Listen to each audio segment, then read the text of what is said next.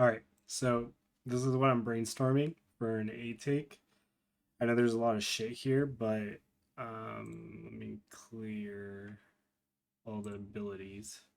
So the way that I'm thinking this would work is we need to have chamber slow here so they don't flank you guys while you're doing this whole execution.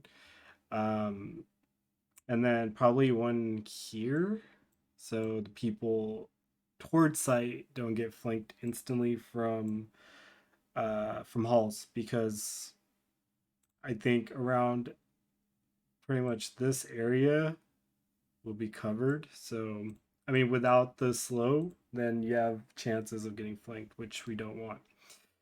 And then what Chamber would do next is put a TP right here, and then the second one is going to be placed later, but just to have one TP ready to go. And then positioning wise, it's just Chamber and Jet are going to go mid, no one else, but we need Sova and Viper. So KO could go towards A, just to make sure that they're not in this area. I mean, you just have to hold it.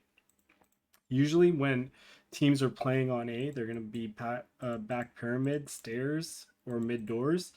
Rarely will they ever try to push this unless they're like on an eco or they're trying to surprise you. The only reason they would respond with that is if you're just rushing that area, right? So um, if we don't have that tendency, I don't think you really have to be worried about them being pushed up. So the way that the round is going to start is the only util before barrier has to be just chamber stuff. You don't have to put any Viper abilities down. Now, there's a lineup I know. Gambit does this a lot. They put a poison orb up here, and this poison orb is really good for multiple reasons. It doesn't really say like where you guys are going to end up going, and it could be used for both the B split and A split, but we're going to use it for an A split. And then Sova is going to dart towards here to cover or to make the person tunnel fall back and not push towards um, you guys. And then this blocks nest. So now you guys are just pretty much claiming the space temporarily. So it kind of throws them off too, because there's no presence being made towards cave. There's no presence, being made towards B main. So they might be saying like, "Yo, they're probably mid." The guy doors can't really peek unless he has the guy's tunnel and nest supporting him. So he's probably not going to be peeking you guys. And this is where our play starts to begin. So once we made tunnels, yeah, tunnels and nest fall off, Chamber can go into this cool position right here, which he can hear a lot of stuff. So this circle or this width is probably like how much he can hear. Um, but his positioning is really good, and Jet could play across. So what we're trying to do is we're trying to bait either a 2vx fight here, or maybe even a 2v2, 2v1 towards mid. But we're not going to overexpose ourselves for easy kills. That's why Chamber is going to put his TP down here. Now, if Chamber needs to escape, he could just TP out and he'll reset with the team. But if we could kind of just claim these positions until Viper and Sova can make it towards A, then Viper can throw down her wall like this. Now, this splits the site, and this is where the pinch happens. Let's see. So the pinch can occur now because we're going through both mid and site. But we could just throw down our Viper wall and we don't really have to play anything, because as mid lurkers, Jet and Chamber, they will hear rotations. And I guess it's up to the IGL and the mid round caller to call these things out. So whoever is going towards site doesn't just die for no reason. So, for example, if after the arrow dissipates and there is one guy trying to come down mid and some guy out mid doors, then if you're certain if you could get a kill, then it opens up the other site. But for an A take, this is literally how it's gonna go. Now, after the wall goes down, they could start thinking it is a A push. The goal of this mid thing is to make sure that we could just kind of like transfer our chamber towards this area because it's really powerful in my opinion.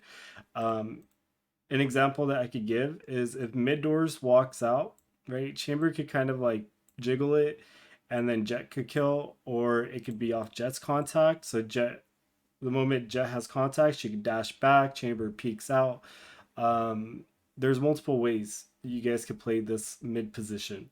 And since you have slows towards this area um, and a slow to counteract the Hall's flank, we should be pretty set in these positions. Essentially, they have to drive resources out to clear you guys mid, and then that should leave you three to have an opening to get on site with the Viper wall. And you guys can't be scared because if the Viper wall is up, you literally have to clear 1, 2, 3 angles. And I mean, that should not be hard at all with 3 people, a flash, a drone, and we have some mollies too. So as you guys are going to scale up, right? If we have position, you could just have kind of like Sova drone up, and if there's no one around, right, then you guys could call for an execute. So KO just has to knife pyramid, and this knife should clear. So the way that we should use these knives are we should claim as much area as possible. So if we're like knifing over here, we lose all this map space compared to if we just knife here, right? It clears a lot of angles for us. So it actually cleared one angle that we need to clear out, but it doesn't tell you where they are. They could be behind pyramid too. Um, but Sova drone should technically clear this left part and then probably go up a little bit more. Just so they don't reclaim that space back, you have to KO knife that. So it pushes them out. Now, if it pushes them out, where does it push them out? This area right here. So now mid guys, what you have to do is you have to kind of cross over. Maybe with the jet smoke. There's different ways you could do it. Maybe you could put the TP here. So then you could TP out and then go up with the jet smoke. I'm not sure how you want to play this mid area. There's multiple ways I think you could play it. But essentially, this is the area where you have, or the mid people have to clear. So the pressure has to start coming through mid when people are scaling up. Now, the reason why this is important is because with cave scaling towards site, we can't have people like, for example, we can't have like a defender be focused and shooting and spraying this, right? They should be trying to focus on you too. It lifts a lot of pressure off from the attackers who are going through cave because the focus is now being diverted, and if like Jet wants to escape, like Chamber could come up then. If Chamber wants to leave, right, to support team, he could do that and go through halls to even pinch them more. um, like I said, there's so many ways to play. Actually, you can put your TP here. That's actually even kind of better. So if you TP'd, you could then go up to halls. Of course, someone could camp it. So I'm not sure if you really want to do that. But I mean, that's a play and a half. And that's how you kind of have to do a split, or that's one way to do a split. Now, with these 3 guys coming up, there's a lot that you can do. So I'm pretty sure Viper's gonna have the bomb. So Viper could go plant. Silva could scale up. Or actually no, sorry. Ahmad could scale up with Viper. So when the KO is scaling up, the KO has two flashes. So one flash could be thrown across the wall for Jet to come in. Second flash could be thrown again. Boom, for Viper or whoever else wants to double swing or whatever, right? So these are like the areas you want to flash. It's gonna let the Jet push up if the chamber wants to push up too, but I think if the chamber kind of stays behind, then you cut off mid rotation. If there's no mid rotation coming up, then you're free to TP. Don't cross. I don't think you should ever cross this. You should always TP and just be safe that you play numbers. So that's kind of how I'm thinking like a execute needs to go. The way that you guys have to adapt is mid is a very easy like 2v1 scenario unless they're doubling up, but if they're doubling up here, right? Then there's one like site and one halls and one B, right? So there's two people peeking out here, then boom, it's B. If there's two guys here, one guy here, then it's probably like one and one. So it's probably the op peeking. This guy just kind of like making sure these guys could fall, right? So whoever's playing site, it's probably gonna be like pillar, so he could delay for these guys to be safe.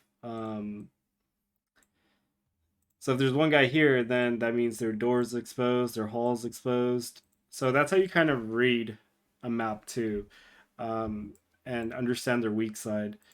So yeah, so that's my idea of a A take.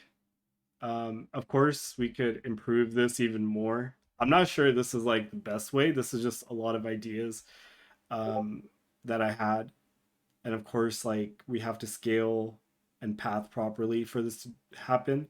But I think it's better. I think it's better than wasting our Sova Dart back site. I mean, you could do that. I don't think it's a waste, but if we could just kind of pull them off this area, push them back, right? Or kind of delay their timing because them shooting that arrow, they can't time with the door person because it's gonna leave a gap. So if we get people off like that, I think that's better. Um, but if you guys have any better ideas, let me know.